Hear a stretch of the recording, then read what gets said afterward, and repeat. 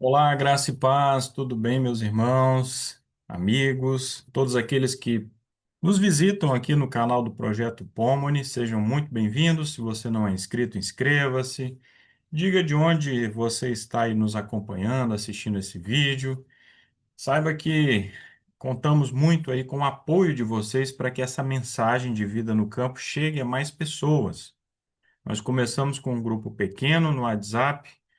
Hoje já somos ali uma comunidade, né, de mais de mil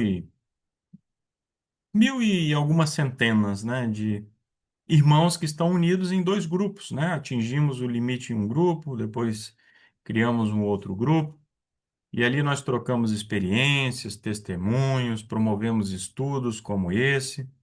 No momento estamos para elaborar um panfleto sobre a vida no campo, né, com um voto tomado pela Associação Geral, né, da Igreja Adventista, sobre o assunto. Então, se você quer participar dessa rede de apoio, de divulgação, né, da vida no campo, da última verdade presente, junte-se a nós, certo? Como costumamos fazer, vamos iniciar o nosso estudo de hoje, nossa recapitulação, com uma prece ao nosso Deus. Bom Deus, amado Pai, muito obrigado, Senhor, pela oportunidade que temos de estudar a Tua palavra em boas circunstâncias. Abençoe todos aqueles que estão nessa sala Zoom, aqueles que assistirão pelo YouTube também, que sintam o desejo de se aprofundar mais e mais na tua palavra. Tudo isso eu lhe peço em nome de Jesus. Amém. Muito bem, chegamos aí à lição 6 do nosso guia, que vai tratar aí de influências, associações no meio urbano. É mais um estudo para conscientizar todos nós de que a cidade não é o melhor ambiente para famílias cristãs crescerem, se desenvolverem, certo? O verso áureo: sou companhia de todos aqueles que te temem e daqueles que guardam os teus preceitos. Salmo 119, 63. Cada associação que formamos, limitada como seja, exerce alguma influência sobre nós. Então, irmãos, qualquer contato, qualquer associação, colegas de trabalho, sociedades, né, amizades, relacionamentos, enfim, tudo vai exercer alguma influência sobre nós.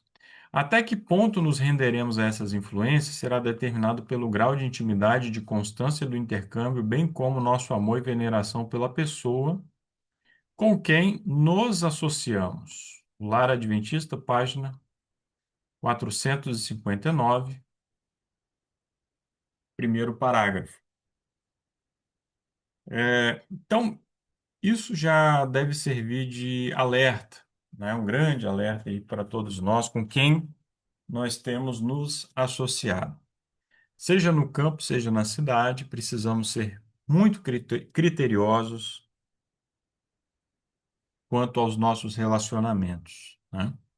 Devemos ser sempre cordiais, amistosos com todos, mas devemos ser bem criteriosos, né, na seleção dos amigos, ao selecionarmos aqueles que serão de fato nossos amigos, pessoas com os quais nós vamos nos relacionar de forma mais íntima, certo? Porque a influência é inegável, né, que vamos receber dessas pessoas e também a influência que vamos exercer sobre elas, ok?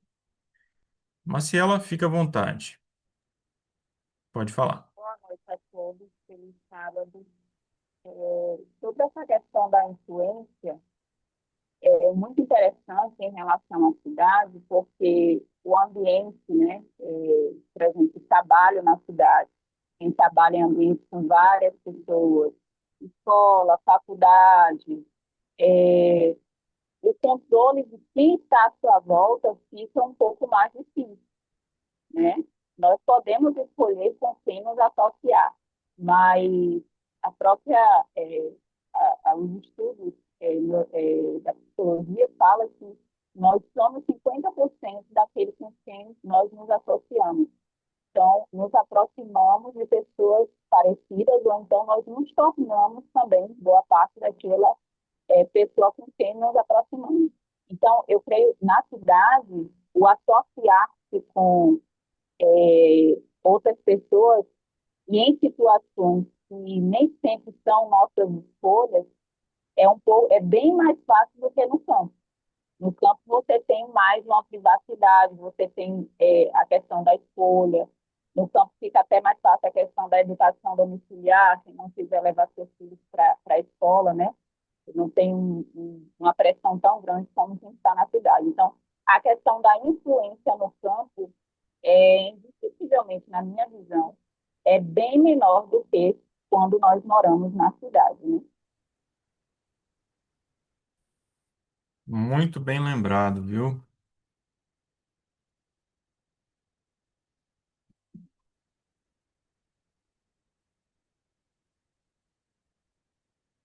Se alguém tiver mais algum comentário, quiser participar, esteja à vontade, né? Nós sabemos que para algumas pessoas a vida no campo, de todas as dificuldades, para algumas pessoas essa será a principal dificuldade, né? Cortar vínculos, né? Que a pessoa tem no meio urbano, deixar esses contatos para trás, no sentido de não poder se relacionar frequentemente, né, com essas pessoas. E está um pouco mais reservado aí, como a Marciela falou, para algumas pessoas isso é assim um problema enorme, né? Algo quase intransponível. Mas precisamos ver esse chamado de vida no campo como um chamado à santificação. Pois bem, olha, temos aí passagens, né, como Provérbios 13, 20, 27, 17, 1 Coríntios 15, 33, que falam justamente de como as más companhias vão corromper os bons costumes, né? Não há qualquer dúvida quanto a isso, ok?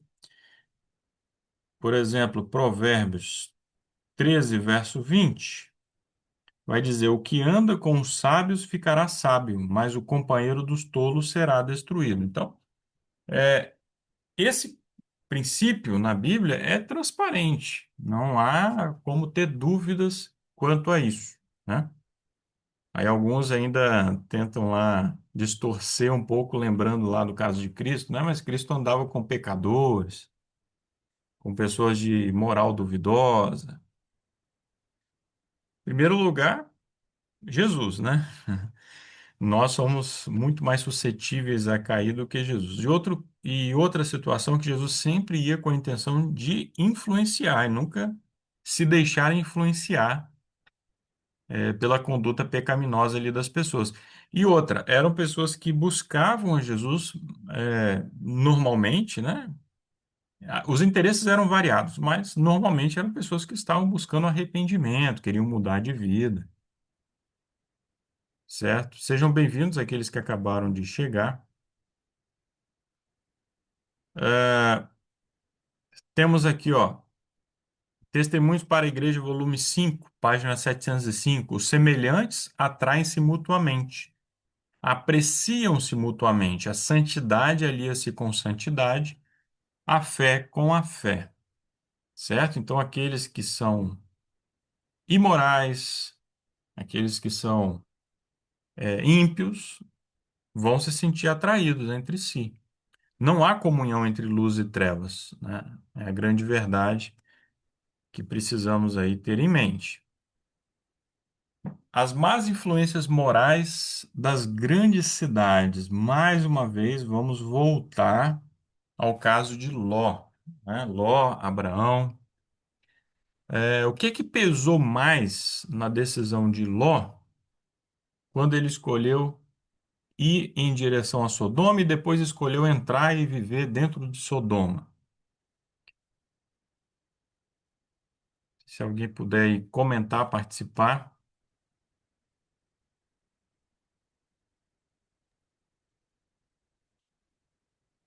A princípio, foi as questões ambição, né? Ambição, Lucros né? financeiros. Ló já era um homem rico, né? Mas queria ganhar mais e mais dinheiro e, obviamente, que Sodoma proporcionava ali grandes oportunidades para ele, né? Então, isso pesou muito mais do que as más influências que a cidade estava cheia, que iriam contaminar a sua família. Então, muito triste, né, a história de Ló, ok? E aí, a irmã White lembra, né, que Ló entrou em Sodoma rico, porém ele partiu sem nada conduzido pela mão de um anjo, teve que morar na caverna depois, né? Então, é uma lição para todos nós, né, aqueles que estão tão preocupados em acumular aí dinheiro. Muito em breve terão que fugir das cidades, aí não vai ser saída para o campo, né? Não, não será uma ida para o campo, será uma fuga das cidades e corre o risco de perder tudo, tudo aquilo, todo o patrimônio que juntaram durante uma vida, ter que deixar para trás, caso queira permanecer fiel a Deus, né?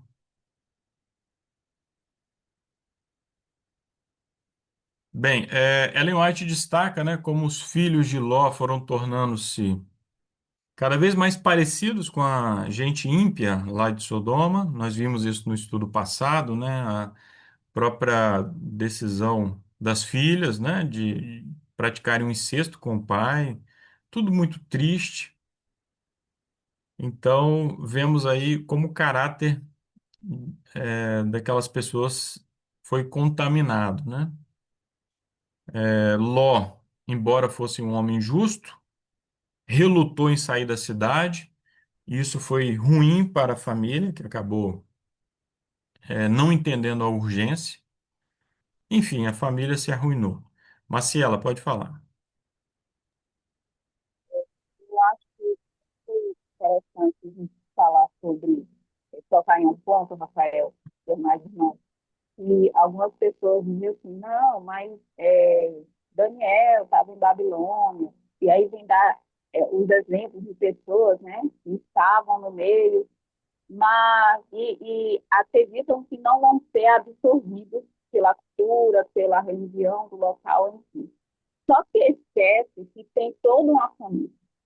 Nós não podemos medir a vida espiritual dos demais familiares pela nossa, e vice-versa, né? Como exemplo, é, ele teve ali a orientação de Abraão, né? Ele não fala que ele só não se perdeu pela orientação que ele recebeu de Abraão ali naquele momento na cidade, né? Pela orientação que ele recebeu de Abraão.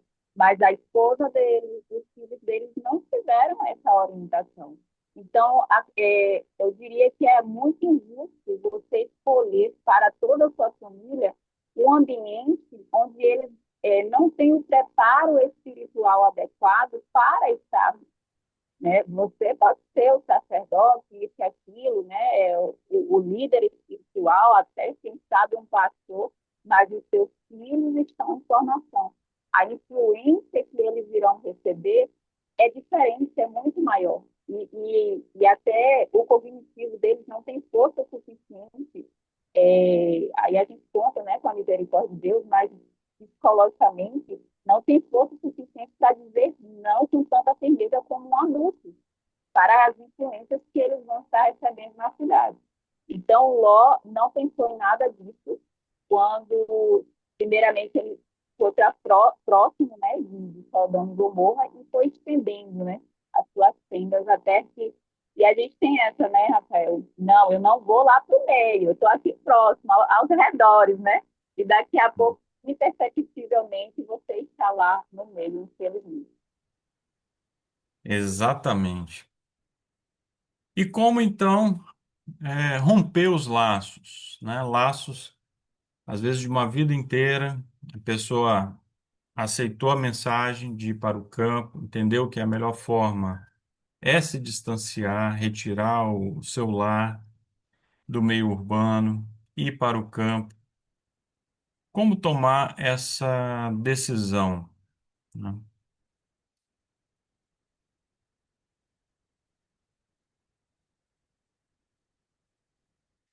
Bem, irmã Suelândia acabou de entrar, seja bem-vinda. Qualquer momento Obrigada. qualquer momento vocês podem participar. Olha, é preciso colocar-se sob a direção de Deus, né? Ellen White fala que no campo os filhos terão ali um jardim, terão um ambiente puro, um ambiente moralmente preservado, né? Justamente por esse distanciamento das pessoas, né? Não se vive apinhado no campo, ou não se deveria viver, né? E quando surgem sentimentos de desassossego, saudade ou solidão, olha o que que Ellen White diz, que isso pode ser benéfico. Na cidade, e principalmente jovens, né? Quando pensamos lá nos jovens, adolescentes, ninguém quer parecer solitário, né? É um fardo quase que a sociedade impõe. Você tem que participar de festas, você tem que ir à casa dos amigos, tem que receber pessoas e tudo mais, tem que ter um network. Mas Ellen White fala que a solidão, o sentimento de solidão no campo, principalmente, pode ser benéfico. Saudade, né? Por quê? Ela diz: Vosso Pai Celeste pretende ensinar-vos a encontrar nele a amizade e o amor e consolação que satisfarão vossas mais ferventes esperanças e desejos. Então, é uma oportunidade de desenvolvermos uma amizade mais íntima com Cristo. Já falamos num outro estudo, né? Citamos um texto de Ellen White, que está no livro Eventos Finais, que ela diz que já é tempo, né, de desprender-nos, ou seja, soltarmos as mãos de todas as pessoas, exceto a de Jesus Cristo. Aí ela fala que amigos e parentes irão se tornar aleivosos, né, nos trairão. Então, a solidão pode ser uma grande oportunidade de crescimento espiritual, uma grande oportunidade de santificação. Claro, não devemos cortar os laços por completo, né, com as pessoas deste mundo, os ímpios, né? Mas sempre ter em mente que precisamos ser criteriosos nesses contatos. Temos algumas citações também de Ellen White, textos bíblicos, por quê? O próprio Jesus, lá na oração sacerdotal, ele falou com o Pai: não te peço que os tire do mundo, nós estamos no mundo. No campo, continuaremos em contato com a cidade, né? Precisamos comprar coisas na cidade, e aí vamos ter contato com as pessoas e devemos evangelizar, levar a última verdade presente. Esse deve ser o nosso principal objetivo. E não estreitar laços, né? Participar das coisas que as pessoas que não conhecem a Deus estão aí participando. E ter um cuidado muito especial com crianças, né? Com jovens, né? Ellen White fala: não devemos colocar nossos filhos onde eles tenham que se associar com corruptos e degenerados. E aí eu deixo uma reflexão, né? É possível, é possível matricular uma criança numa escola convencional aí que eu estou me referindo, né? Que segue aí o currículo, que é imposto aí pelo Ministério da Educação, uma escola com centenas de alunos, né? Uma escola mesmo confessional e, ao mesmo tempo, cumprir essa orientação aqui de Ellen White, né? Que não devemos colocar nossos filhos onde eles tenham que se associar com corruptos e degenerados.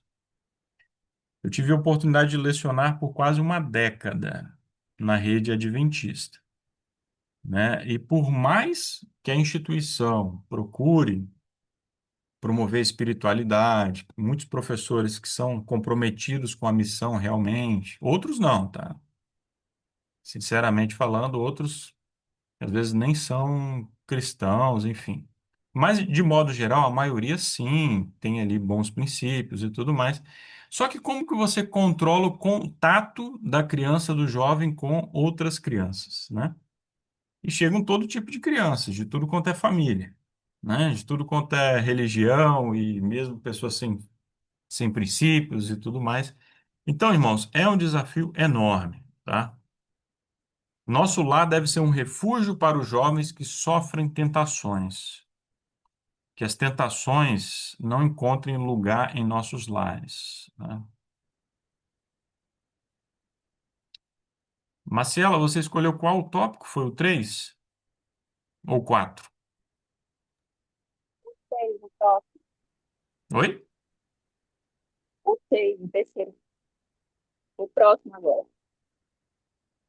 Fica à vontade, tá? Seis. Então, esse tópico, né, vem, na verdade, é,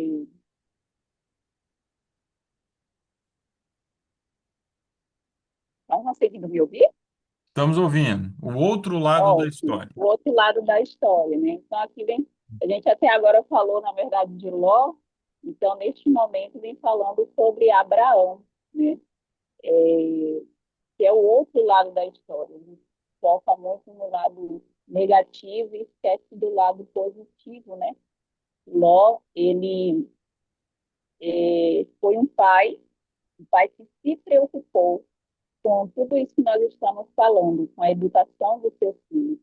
E ele escolheu, né, a princípio ele pediu para Ló escolher onde Ló iria morar, Isso. mas no coração dele eu acredito que Abraão já sabia, né? Ele conhecia as inclinações ali de Ló, e Abraão já sabia que Ló não escolheria Canaã, né, as montanhas ali, para habitar. E assim foi feito. Então, Abraão ficou ali em Canaã, nas montanhas, e criou os seus filhos da forma que ele era. Isso é muito interessante.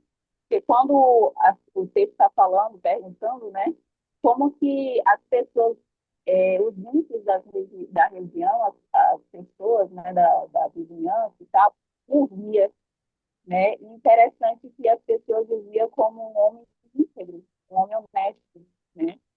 Então, isso mostrava que ele tinha essa força de caráter para dar testemunho.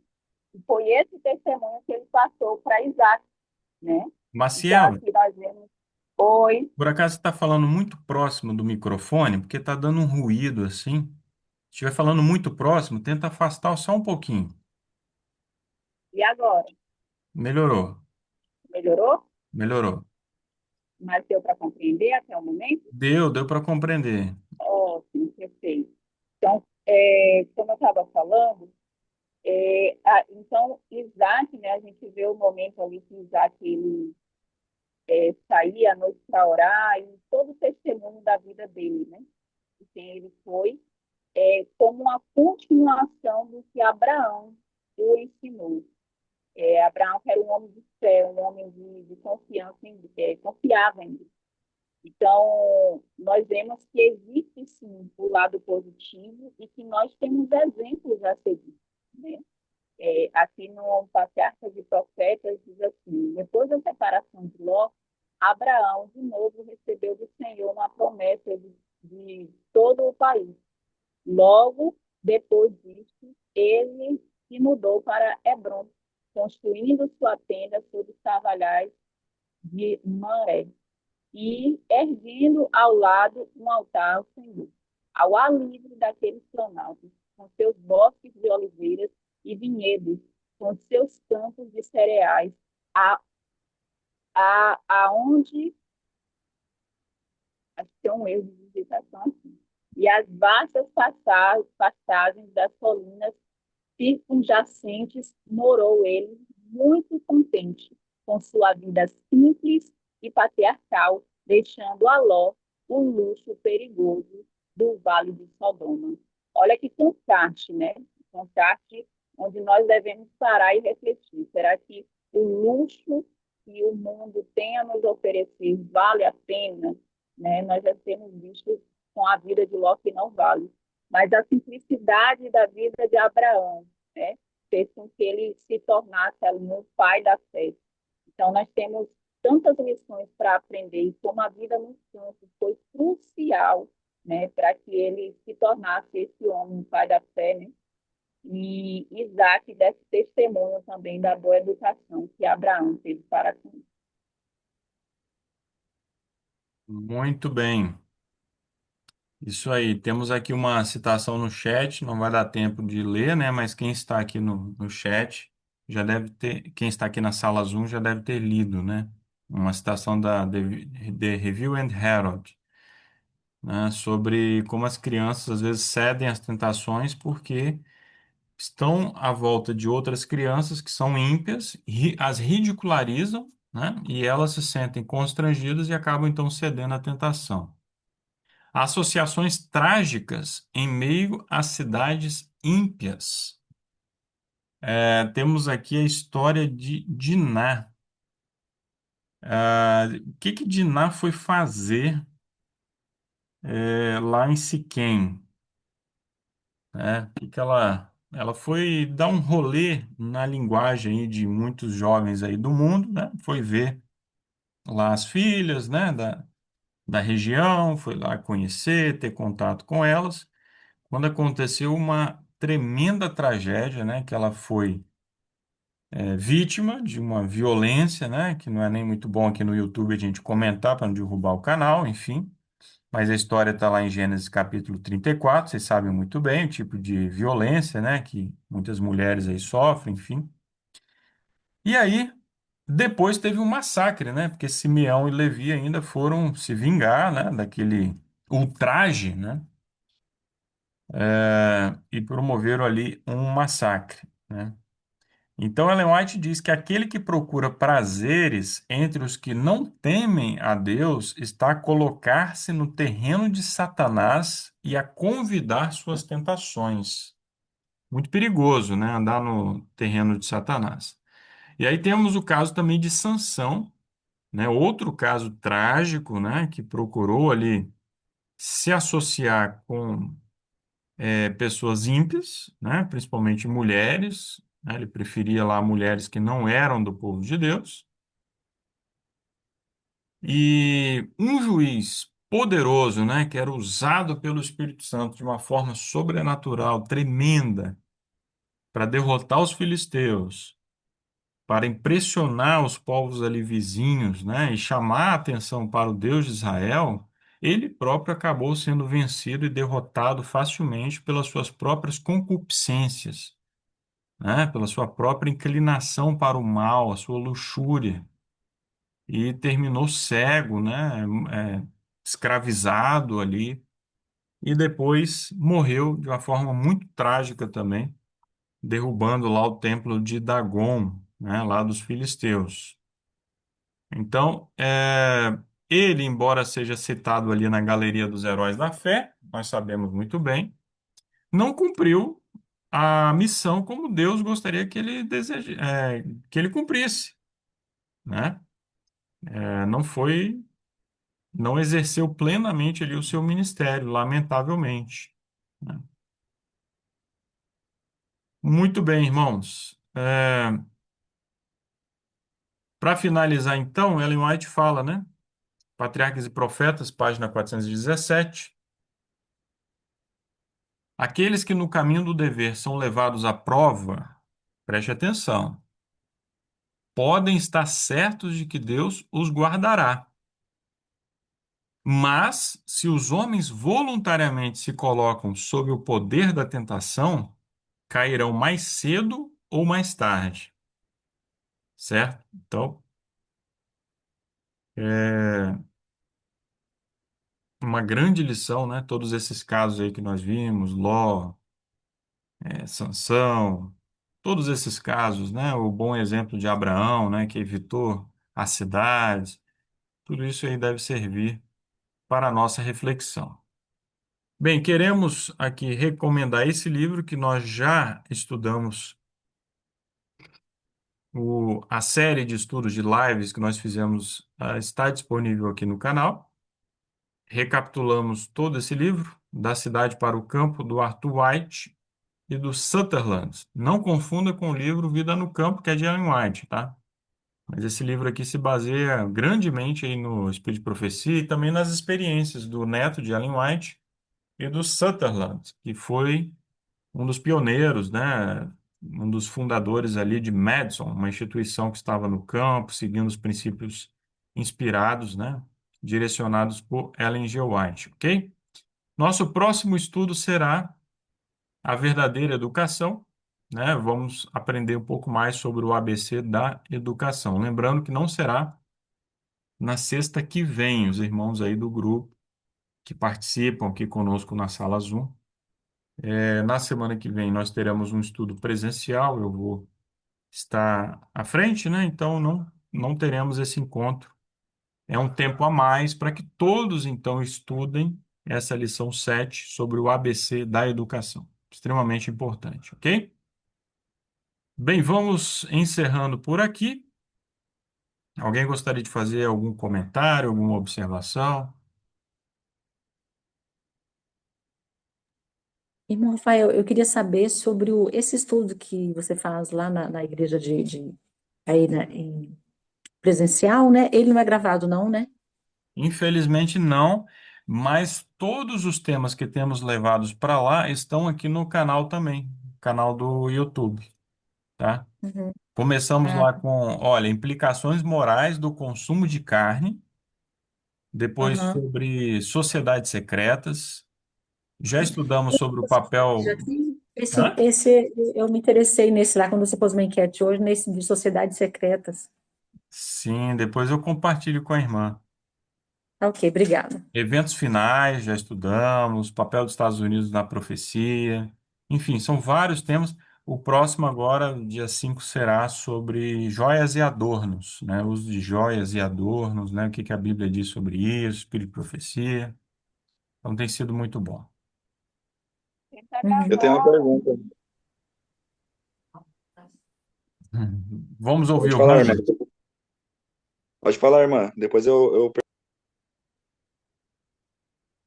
Pode falar. Fala aí, irmão. Ah, sim. Feliz sábado, graças e Ele paz a sabe. todos. Eu estava acompanhando um canal de um pastor adventista. Ele, ele morava aqui no Brasil, mas agora está morando no exterior. E aí foi perguntado para ele, né, nas caixinhas de perguntas sobre a questão da vida no campo, né? Ele não dando uma resposta assim conclusiva, falando que era a hora já de sair, né, e ir para lugares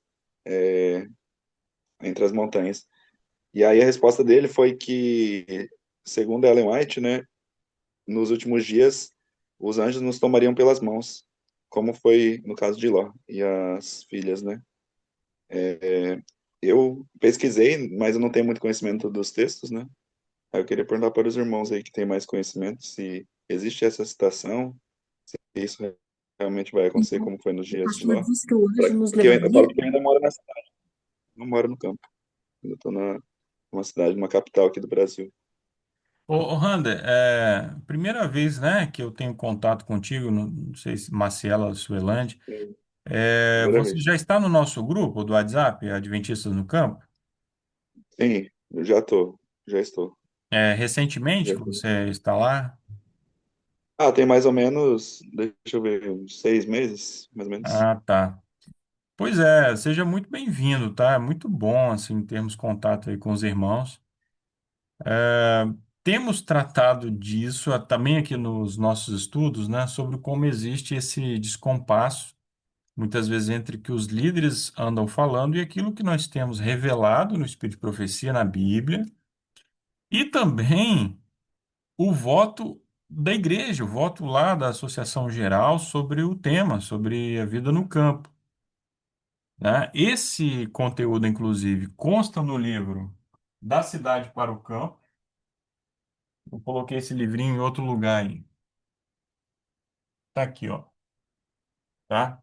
Então, os irmãos que não têm esse livro, no final tem um apêndice com esse voto e nós estamos providenciando a produção de um panfleto só com esse voto, sem nenhum comentário nosso, sem nada, para que as pessoas leiam o que a igreja oficialmente, a posição oficial da igreja sobre esse assunto, né? Que não tem nada a ver com o que esses pastores andam falando, né?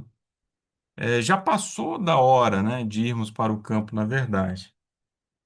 E aqueles que ficarem postergando depois não vão conseguir sair de uma forma organizada, vão ter que fugir para o campo em condições extremamente difíceis, que foi mais ou menos como Ló saiu ali, né, pela misericórdia de Deus, foi retirado, de Sodoma. O que ele comentou aí, fazendo uma confusão que eu já vi em várias outras vezes, já comentamos aqui também, que é confundir o momento que nós vivemos, que deve ser esse momento de uma saída organizada para o campo, com o momento da crise final, o tempo de angústia, quando Deus vai operar de uma forma poderosa, nos direcionando, né? Anjos vão estar nos conduzindo. Se for o caso, vão estender uma mesa no deserto para nos alimentar, né? Já não teremos bens alguns, nem terras, nem nada. Então seremos conduzidos totalmente por Deus ali, né? Pelos anjos.